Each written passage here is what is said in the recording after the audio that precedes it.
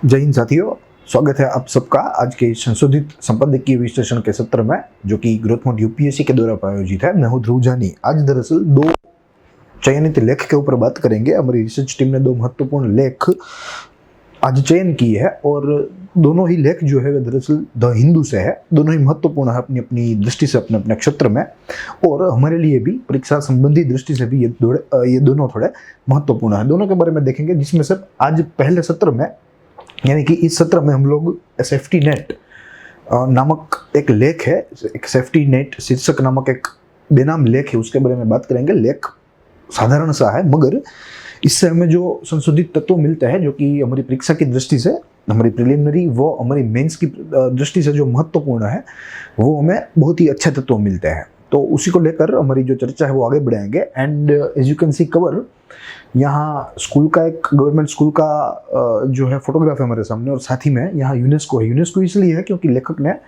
UNESCO की माहिती को साथ में रखकर वर्तमान परिस्थिति का अंदाजा लगाने का प्रयास किया है, या हमें समझाने का प्रयास किया है। तो इसलिए यहाँ यूनेस्को को रखा गया है। हालांकि फ्रॉम द इंडियन पर्सपेक्टिव यहाँ यूनेस्को की कोई ज़रूरत नहीं है। हमारी जो भारतीय सरकार है उसके जो मंत्रालय है, अलग अलग एजुकेशन मंत्रालय है, ministry of statistics and programme implementation मंत्रालय है, इत्यादि मंत्रालय, इन सब मंत्रालयों के जो कागजात है, ये कागजात हमें अवेलेबल है, और यहाँ से भी हम लोग वर्तमान भारतीय परिस्थिति का जो निष्कर्ष है वो निकाल सकते हैं, जिसको हम लोग हमारे तीसरे चरण में, यानी कि संशोधित जो तत्व है उसमें कवर करने का या पढ़ने का प्रयास करेंगे। लेखक ने यहाँ यूनेस्को का एक अनुमान लिया है, और ये अनुमान बहुत ही रिसेंट अनुमान है, पोस्ट पेंडेमिक का अनुमान है। और यही एक खास बात है इस लेख में कि पोस्ट पेंडेमिक एरा में हाउ शुड गवर्नमेंट रिएक्ट, ये बात यहाँ लेख में की गई है। गवर्नमेंट को कैसे रिएक्ट करना होगा, क्यों रिएक्ट करना होगा, ठीक है, ये यहाँ इस लेख में इस लेखक ने चर्चा से जो है हमारे साथ बातें की है। तो देखेंगे इस हमारी पूरी जर्नी में। शुरू करेंगे लेख की तस्वीर को देखते हुए। सेफ्टी नेट, और जैसे मैंने बताया कि इट्स एन अनमैन, और अगर हमें इसका परीक्षा संबंधी जो हमें परिप्रेक्ष्य देखना है, तो एजुकेशन है, जो कि अपने आप में एक इकोनॉमिक डेवलपमेंट का भाग है, और इकोनॉमिक डेवलपमेंट में भी इंक्लूसिव डेवलपमेंट, क्योंकि हमें मालूम है कि हमारे देश में पिछड़े समूह है, पिछड़े लोग हैं, और आमतौर पर उनके बच्चों को ही शिक्षा प्राप्त नहीं होती, या वे ही शिक्षा से वंचित रहते हैं। तो मेनली इंक्लूसिव डेवलपमेंट की यहाँ बात की गई है, और जीएस पेपर 3 के साथ इसका संबंध है, जिसमें चिल्ड्रंस परिस्थिति जो है उसको भी हम लोग एक्सप्लोर कर सकते हैं, जिसको थोड़ा सा हम लोग आगे एक्सप्लोर करने का प्रयास करेंगे। हालांकि चिल्ड्रन का जो मुद्दा है भारत के संदर्भ में, वो अपने आप में ही बड़ा मुद्दा है, तो उसे एक लेक्चर में कवर करना वो एक जो है असंभव सी बात है। तो इसीलिए हम लोग यहाँ एलिमेंट्री इंफॉर्मेशन के तौर पर हम लोग यह जो चिल्ड्रन इन इंडिया का पूरा जो नेक्सस है वो देखने का प्रयास करेंगे सरकारी दस्तावेजों के आधार पर। देखेंगे यह लेख हम लोग 3 चरणों में देखेंगे, जिसमें प्रथम चरण, जिसे आपको मालूम ही है कि लेख का निष्कर्ष रहेगा, जिसमें हम लोग लेख के कंक्लूजन की बात करेंगे। और कंक्लूजन में हमने एक मुद्दा तो देखा कि ये लेख पोस्ट पेंडेमिक जो स्कूलिंग है, स्कूलिंग परिस्थिति है, उसको उजागर करने वाला लेख है। Post pandemic schooling of children. फिर सरकारों को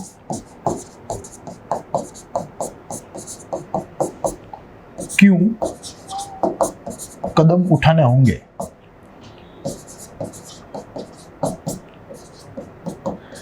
उसकी भी यहाँ बात की गई है कि क्यों ये जरूरी हो गया है आज के दिन, इस वैश्विक महामारी के पश्चात के इस जगत में क्यों सरकारों को ये कदम उठाना अनिवार्य हो गया है। इसकी भी चर्चा यहाँ जो है लेखक ने धूमधाम से की है। तो देखेंगे लेखक की महत्वपूर्ण बातों में, दोनों को देखने का प्रयास करेंगे, और लेखक का व्यू भी समझेंगे। साथ ही में हमारे जो कुछ महत्वपूर्ण संशोधित तत्व जो हम यहाँ से एक्सट्रैक्ट कर सके उसको भी देखने का, उसको भी समझने का प्रयास करेंगे। देखिए, सबसे पहले तो यह लेख में हाल ही में एजुकेशन मिनिस्ट्री के द्वारा जो एक्शन प्लान राज्यों को दिया गया उसके बारे में यहाँ चर्चा हुई है कि कैसे सेंट्रल मिनिस्ट्री ऑफ एजुकेशन ने पूरे जो है राज्यों को एक निर्देश जारी किया, एक डायरेक्टिव जारी किया in the form of action plan. ठीक है, और उन्होंने कहा कि भाई अब जब कोरोना पश्चात के समय में जब नॉर्मलिटी अब धीरे धीरे रिस्टोर हो रही है, we are resuming our normal life, और ऐसे में एजुकेशनल सेक्टर भी धीरे धीरे फिर से शुरू हो रहा है, जो कि मृतप्राय पड़ा था पिछले 6-7 महीनों से। ठीक है, तो उसी के तहत सेंट्रल एजुकेशन मिनिस्ट्री ने स्टेट्स को बोला है कि आप लोग home to home, door to door counselling कीजिए, ताकि जो ड्रॉप आउट रेट है वो ज़्यादा न बढ़े, जो वर्तमान ड्रॉप आउट रेट है वही मेंटेन रहे या उसमें भी कटौती आए, मगर वो ज़्यादा बढ़े नहीं। ठीक है, तो इसी को ध्यान में रखते हुए, इसी उद्देश्य से, ड्रॉप आउट को ना बढ़ने देने के उद्देश्य के साथ सेंट्रल मिनिस्ट्री ऑफ एजुकेशन ने यह एक्शन प्लान राज्यों को दिया है, जिसके तहत हमें यहाँ लिखना जरूरी है डोर टू डोर काउंसलिंग, क्योंकि यहाँ हुआ ऐसा है कि यूनेस्को ने एक चिंता जाहिर की है। हमें मालूम है कि यूनेस्को जो है वो एक यूनाइटेड नेशन की एक प्रीमियर एजेंसी है, जो कि सांस्कृतिक क्षेत्र में, शैक्षणिक क्षेत्र में और वैज्ञानिक क्षेत्र में अपना कार्य करती है। तो उसी के तहत उन्होंने एक चिंता व्यक्त की है, जिस चिंता के तहत ऐसा अनुमान साधा जा रहा है यह संगठन के द्वारा कि लगभग 320 मिलियन चिल्ड्रंस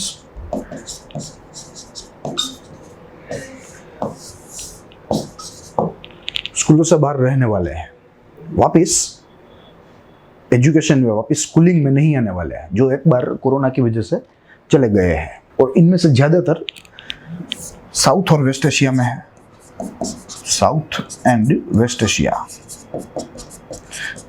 इसके साथ साथ सब सहारन अफ्रीकन नेशंस,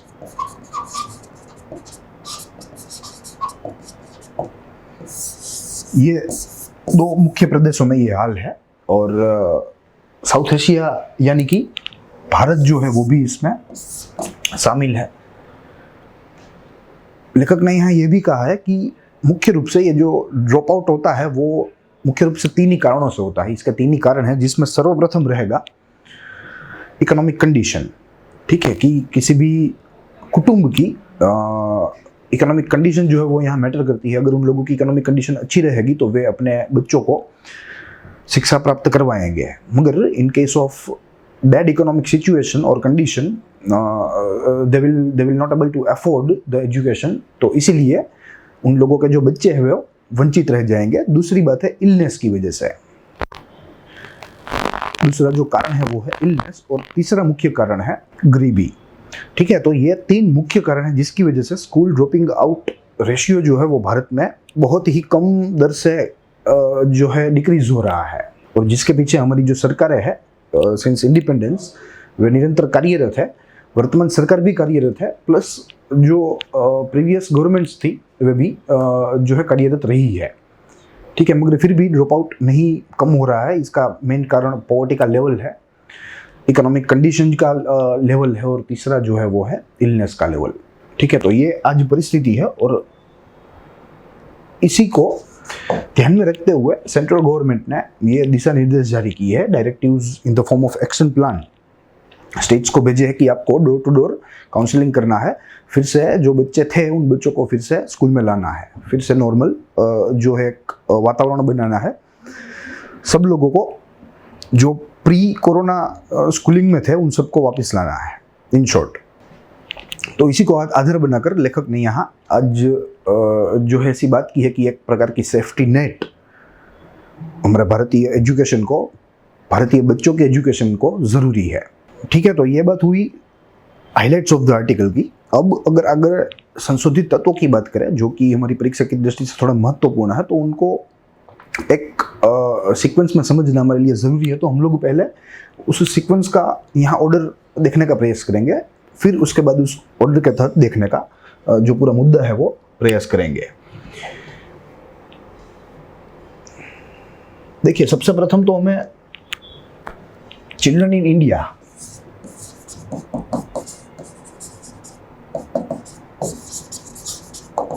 एक सिचुएशन देखनी है, उसका इंट्रोडक्शन लेना है कि आखिर भारत में बच्चों की संख्या कितनी है, बच्चों की स्थिति क्या है। फिर बाद में हम लोग देख सकते हैं कि कॉन्स्टिट्यूशनल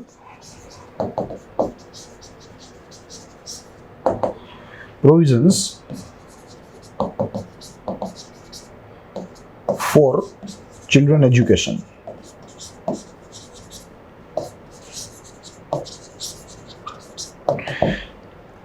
संवैधानिक प्रावधान किया है, कौन कौन से ऐसे कानून है जो छात्रों की शिक्षा को प्रोत्साहन देते हैं, छात्रों की शिक्षा में जो है बढ़ावा करते हैं। तो ये भी एक दूसरा मुद्दा रहेगा हमारे देखने का। तीसरा मुद्दा रहेगा status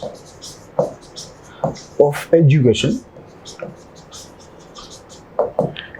in India.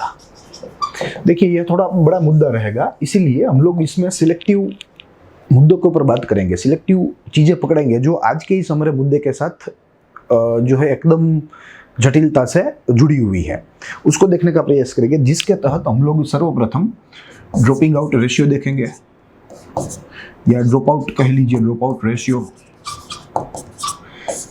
National level पर हम लोग उसको कंपेयर करने का भी प्रयास करेंगे कि कौन सा स्टेट इसमें फ्रंट रनर है और कौन सा स्टेट जो है वो इसमें जो है आखिरी में आता है। ठीक है, ड्रॉप आउट रेशियो के साथ साथ हम लोग देखेंगे कि नंबर ऑफ स्कूल्स का क्या हाल है भारत में। नंबर ऑफ स्कूल के साथ हम लोग प्यूपिल टू टीचर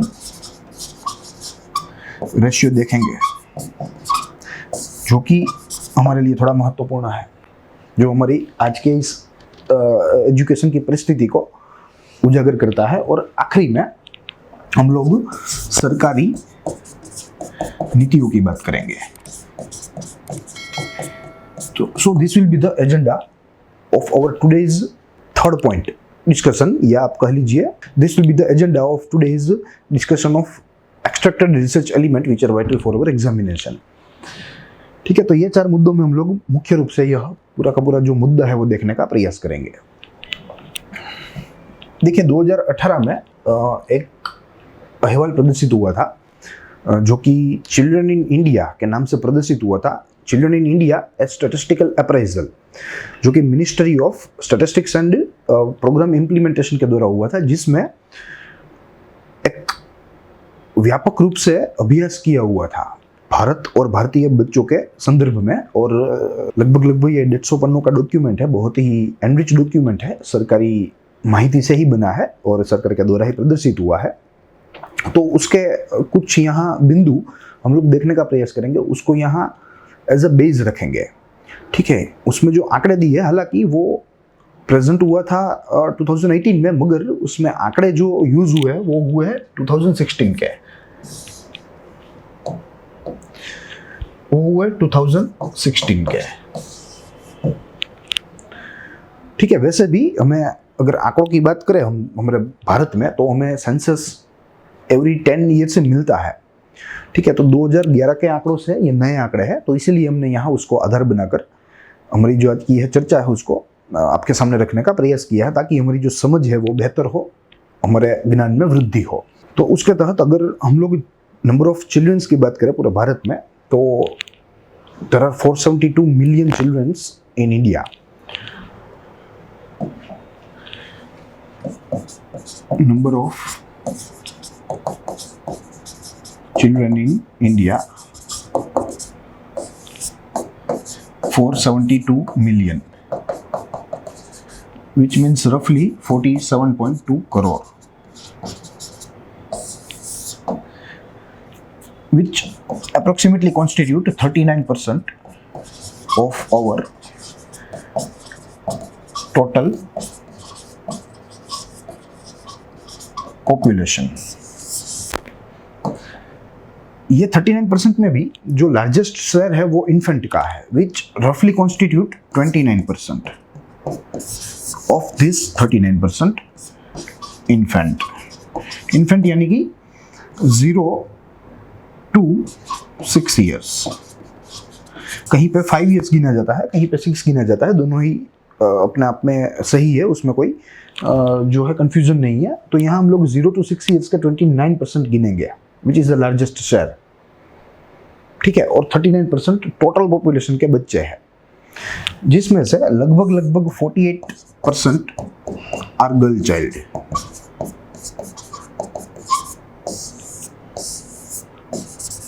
इसमें भी हमें फर्दर क्लासिफिकेशन मिलता है, हम लोग इसे एज ए टोटल देख सकते हैं, रूरल एरिया का डिस्क्रिप्शन देख सकते हैं, अर्बन एरिया का डिस्क्रिप्शन देख सकते हैं।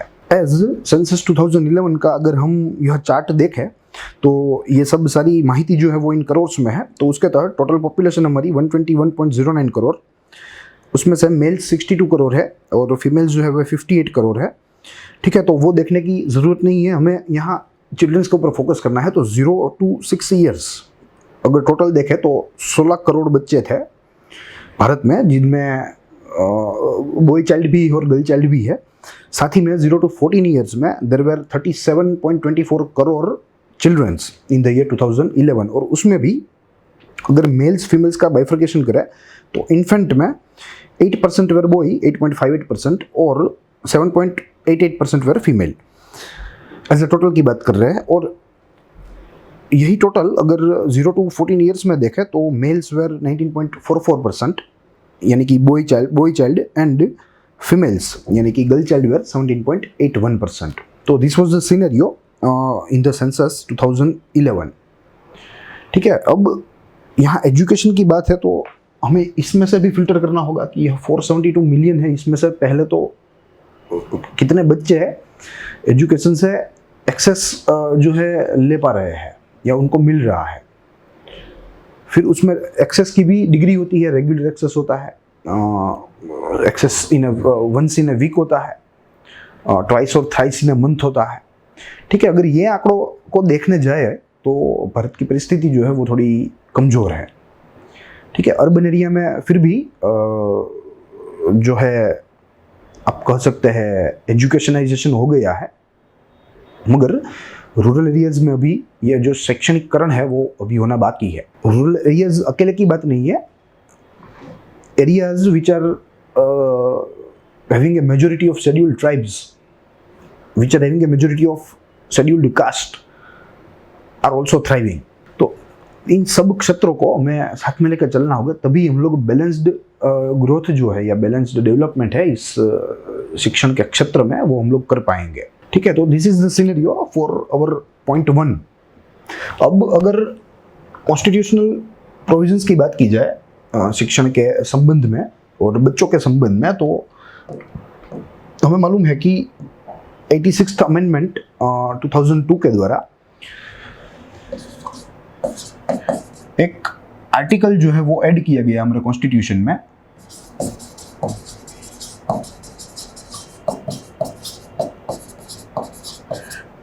वो आर्टिकल था 21A, which entitles free and compulsory education to child, या आप कह लीजिए children between age 6 to 14। This is the first earliest constitutional province which was actually added in the constitution in the year 2002 by a constitutional amendment which was probably 86th, ठीक है। अगर education to minorities की बात करें तो article 30 minorities के शिक्षणों को जो है सुरक्षित करता है, एजुकेशन टू माइनॉरिटीज। और हमें मालूम है कि माइनॉरिटीज की परिस्थिति भी भारत के संदर्भ में थोड़ी खराब है, थोड़ी दुर्बल है। फिर अगर एजुकेशन टू वीकर सेक्शंस की बात करें, जिसमें ओबीसी आते हैं, एसटी आते हैं, एससी आते हैं, सब आ जाते हैं, तो उनके कॉन्स्टिट्यूशनल प्रावधान आर्टिकल 15, 17 एंड 46 में हमें देखने को मिलते हैं। एजुकेशन टू वीकर सेक्शन,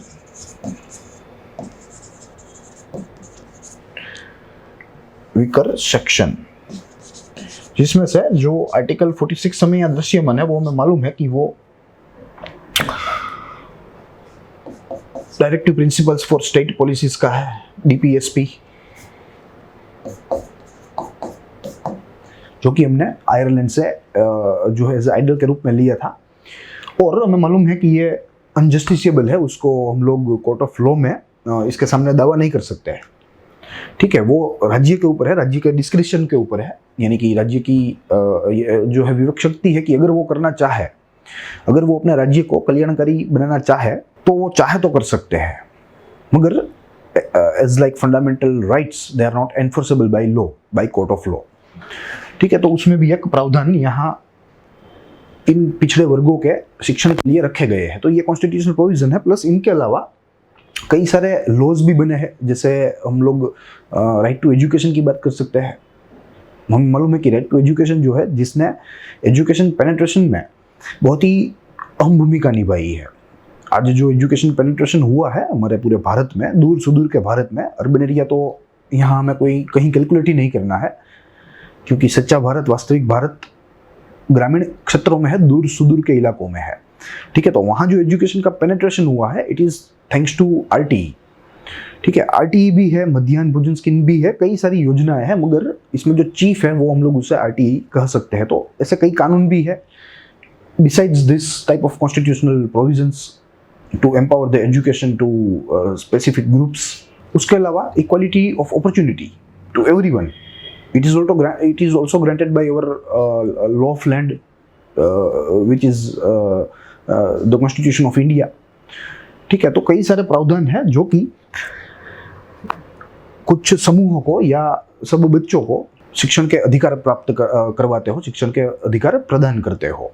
तो ये बात रही कॉन्स्टिट्यूशनल प्रोविजंस की, जिसके तहत बच्चों को शिक्षण जो है वो प्राप्त होता है या हो सकता है।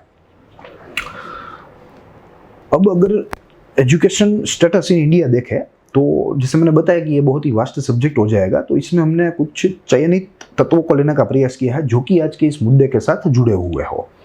जिसमें सर्वप्रथम हम लोग देखेंगे dropping out ratio. Dropping out ratio में मैं आपको बात बता दूं कि झारखंड जो है वो सबसे खराब उसका प्रदर्शन रहा है।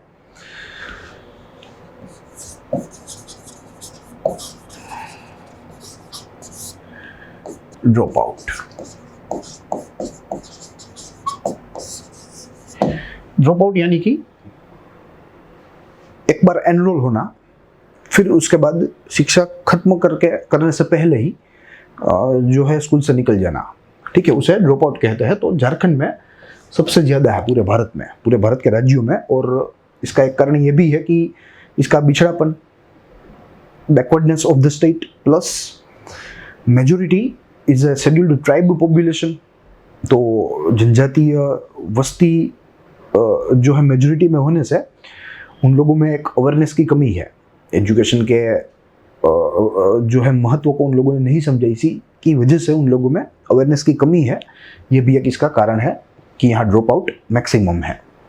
एक अनुमान के मुताबिक अगर झारखंड में 100 छात्र एनरोल हुए हो, then only 30 finishes education.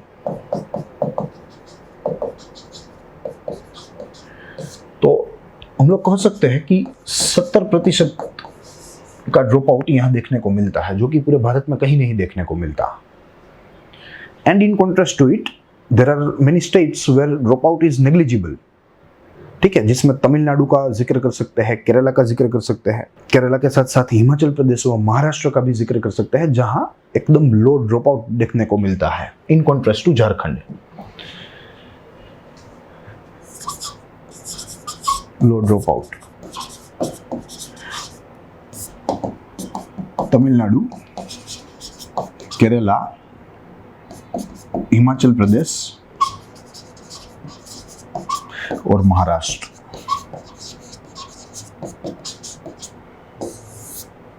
These are the states they are playing well। और अगर हम ये टेबल देखें वो चिल्ड्रन इन इंडिया रिपोर्ट का, हम लोग देख सकते हैं कि देखिए झारखंड सबसे प्रथम है, 100 एंट्री हुई शुरुआत में, फिर बाद में एलिमेंट्री में सिर्फ 83 ही बचे, यानी कि 17 स्टूडेंट्स लेफ्ट आउट। फिर उसके बाद सेकेंडरी में आया तो 53 हो गई संख्या, यानी कि ड्रॉप आउट बढ़ा, और आखिरी में सीनियर सेकेंडरी एजुकेशन में मात्र 30 की संख्या ही बची जो कि 12th पास हो गए। ठीक है, तो आखिरी में जो है 30% लोग ही अपनी शिक्षा जो है वो पूर्ण कर सके झारखंड में। उसके बाद अरुणाचल का यही हाल है, 38 है। उसके बाद नागालैंड का भी जो हाल जो है वो खराबी है, 44 है। फिर बिहार आएगा, मेघालय आएगा, मिजोरम आएगा, तेलंगाना आएगा, वेस्ट बंगाल, सिक्किम भी है, जम्मू एंड कश्मीर भी है। ठीक है, तो ये आज परिस्थिति है जिसमें ये 4 प्रदेश यानी कि जो राज्य है वे अच्छा खेल रहे हैं। ठीक है, और ये जो फोटोग्राफ है ये आपको पढ़ना नहीं है, मगर आपकी समझ के लिए आप इसका स्क्रीनशॉट अवश्य उतार सकते हैं और तुलना कर सकते हैं। ठीक है, तो ये आज परिस्थिति है। फिर उसके बाद यही चरण में अगर हम लोग दूसरी माहिती देखने का प्रयास करें, यानी कि प्यूपिल टू टीचर रेशियो देखने का प्रयास करें कि एक टीचर के पास कितने स्टूडेंट्स होंगे। ठीक है, तो ये भी हमारे जो प्रतिस्पर्धी है जिनमें से कई विकसित है और कई विकास की राहों पर है, जैसे भारत आज है, तो उसमें भी भारत का जो परिदृश्य है वो थोड़ा कमज़ोर है। तो ये भी हमें बढ़ाना है, विच मीन्स हमें थोड़ा स्पेंडिंग करना है, हमारी गवर्नमेंट को एकदम अच्छी पॉलिसीज बनानी है, उसका एक इफेक्टिव इम्प्लीमेंटेशन करना है। ठीक है, तो इस टेबल के तहत अगर हम लोग ये प्यूपिल टीचर रेशियो देखने का प्रयास करें तो देखिए प्राइमरी में प्यूपिल टीचर रेशियो है 24, यानी कि एक टीचर के पास 24 स्टूडेंट्स रहेंगे। अपर प्राइमरी में 17, सेकेंडरी में 27, सीनियर सेकेंडरी में 38 एंड हायर सेकेंडरी में या आप कह लीजिए हायर एजुकेशन में दे आर 24। ठीक है, तो ये अभी भी कम करने हैं, नंबर ऑफ टीचर्स को बढ़ाने हैं, ताकि पर्सनल काउंसलिंग जो है वो बेटर हो सके। टीचर जो है वे अपने छात्रों को ज़्यादा से ज़्यादा समय दे सके। ठीक है, आज टीचर एक है, छात्र अनेक है, तो इसी की वजह से यहाँ एक ये जो परिस्थिति है वो थोड़ी गहन हो गई है।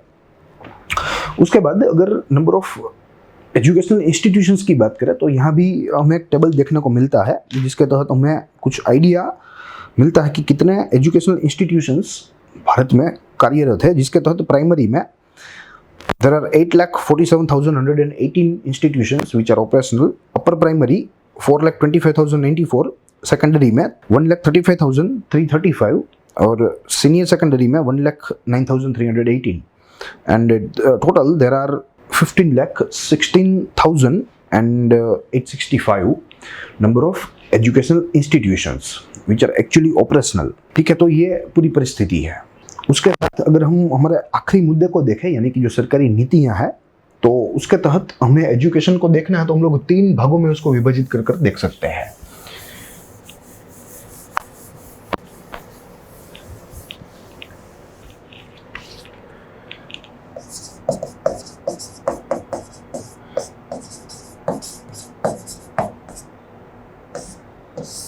जिसमें सबसे प्रथम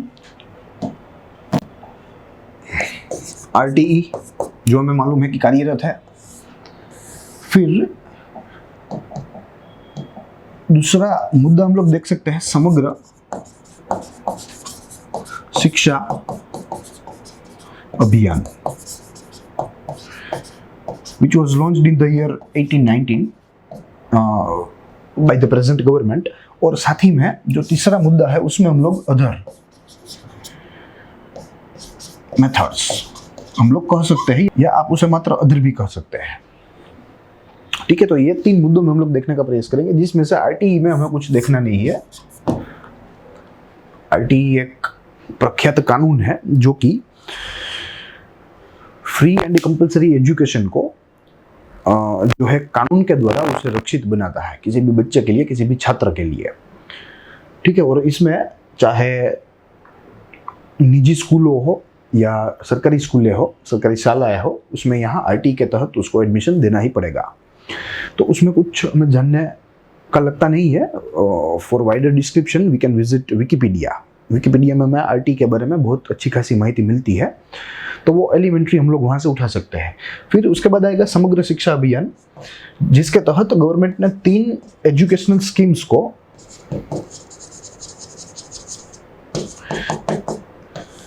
एक बांध दिया है इस नाम के तले। ठीक है, ये 3 स्कीमों का अगर नाम देखें तो सर्वप्रथम रहेगा सर्व शिक्षा अभियान,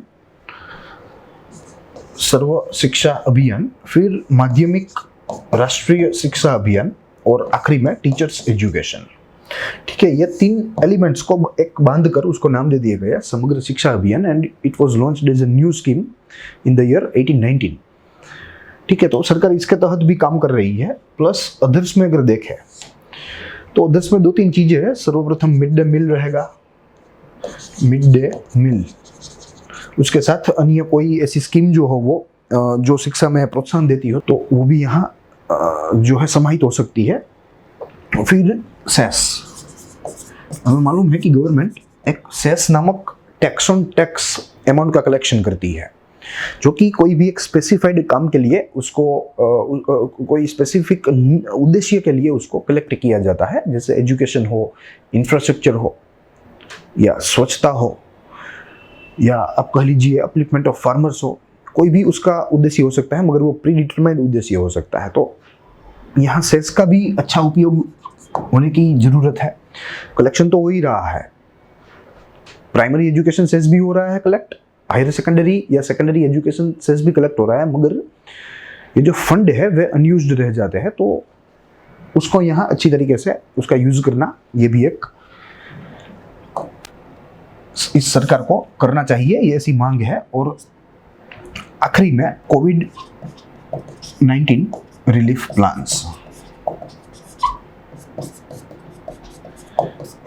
ठीक है, मिड डे मील स्कीम अच्छी खासी चल रही है, और during economic lockdown mid day meal का जो कार्यक्रम है वो निरंतर चलता रहा। बच्चे जहाँ घर पर थे वहाँ उन लोगों को खाना दिया जाता था, तो उसमें कोई दिक्कत नहीं है। मगर जो सेस है, ऐसा कहा जाता है कि गवर्नमेंट 2.20 लाख करोड़ अप्रोक्स का एजुकेशन सेस कलेक्ट करती है एन्युअली, सालाना, एवरी ईयर। तो इसे अगर अच्छी तरीके से इन्वेस्ट किया जाए, इसको अगर अच्छी तरीके से मैनेज किया जाए, तो स्कूलिंग इंफ्रास्ट्रक्चर भी अच्छा हो सकता है, प्लस लिटरेसी रेट भी अच्छी हो सकती है, ड्रॉप आउट रेट कम हो सकता है, पीपल टू टीचर रेशियो बढ़ सकता है, यानी कि नंबर ऑफ टीचर्स बढ़ सकते हैं। ठीक है, तो नंबर ऑफ स्कूल बिल्डिंग्स बन सकते हैं, अच्छे बन सकते हैं। ठीक है, तो ये फंड का उपयोग एक अनिवार्यता है। और ये जो आंकड़ा है वो रिवील हुआ था आरटीआई में, और आरटीआई में जब सरकार ने जवाब दिया तो उसने भी केग रिपोर्ट को कोट किया था कि according to CAG this much amount is created on the name of education cess. आपको मालूम होना चाहिए कि लगभग there are 12 to 14 banners on which government is collecting tax on tax, यानी कि सेस, जिसमें स्वच्छ भारत है, जैसे मैंने बताया प्राइमरी है, सेकेंडरी सेस है, प्लस फार्मर सेस है, एजुकेशनल तो है ही। फिर उसके बाद नया आया स्वच्छ भारत सेस है, रोड सेस है, क्लीन एनर्जी सेस है। ठीक है, तो there are multiple banners under which government is collecting. तो उसमें से जो एजुकेशनल सेस है उसका अच्छा सा उपयोग समय की मांग है। और आखिरी में कोविड रिलीफ में कई सारी बातें हो सकती है। There should be no detention policy implemented, यानी कि इस साल किसी भी बच्चे को फेल नहीं किया जाएगा। ठीक है, उसका प्रदर्शन कितना भी खराब क्यों ना हो, मगर उसको पास कर ही दिया जाएगा। तो नो डिटेंशन पॉलिसी भी यहाँ इंप्लीमेंट करनी जरूरी है। वैसे तो आरटीई में इंप्लीमेंट हो ही रही है, आरटीई में नो डिटेंशन पॉलिसी इंप्लीमेंट हो ही रही है, मगर this year as a whole it should be implemented so that fruitful results can be get. और ये सारे जो कदम है वो क्यों महत्वपूर्ण है, ये भी एक जानना जरूरी है कि सरकार को ये सब कदम क्यों उठाने पड़ रहे हैं। ठीक है, तो उसका एकमात्र कारण है कि पिछले वर्षों में, जैसे मैंने आपको बताया कि जो प्रीवियस सरकारें थी और वर्तमान सरकार, ये एजुकेशन क्षेत्र में निरंतर कार्यरत रही है। जिसकी वजह से हमें अच्छे परिणाम देखने शुरू हो गए थे। हमने टोटल एनरोलमेंट जो रेशियो होता है उसमें नंबर ऑफ गर्ल्स एनरोलमेंट उसके डिजिट को बढ़ाया पिछले 3-4 सालों में, ठीक है। ड्रॉप आउट को कम किया, इंफ्रास्ट्रक्चर बिल्डिंग किया, तो ये जो अच्छे फ्रूटफुल रिजल्ट हमें मिलने शुरू हो गए थे वो शुरू ही रहने चाहिए पोस्ट कोरोना, पोस्ट पेंडेमिक। ये मेंटेन करने के लिए सरकारों को ये सारे कदम उठाने चाहिए या उठाने पड़ेंगे, ताकि उनका जो काम है वो व्यर्थ ना जाए, सरकारी जो संसाधन जो खर्च हुए हैं वो भी व्यर्थ ना जाए, ठीक है। तो this was all for now. हम लोग मिलेंगे अगले लेख में। I hope you enjoyed the lecture. हमने कई सारी बातें देखी, लेखक का दृष्टिकोण भी देखा, साथ में जो हमारे संशोधित तत्व थे उसमें भी हमने कुछ आंकड़ों को साथ में रखकर, कुछ संशोधनों को साथ में, सरकारी संशोधनों को साथ में रखकर पूरा जो मुद्दा था उसको समझने का प्रयास किया। हम लोग मिलेंगे अगले सेशन में अगले संपादकीय लेख के साथ, अगले अभ्यास के साथ। तब तक के लिए देखते रहिए ग्रोथ मोड यूपीएससी। स्वस्थ रहिए, खुश रहिए।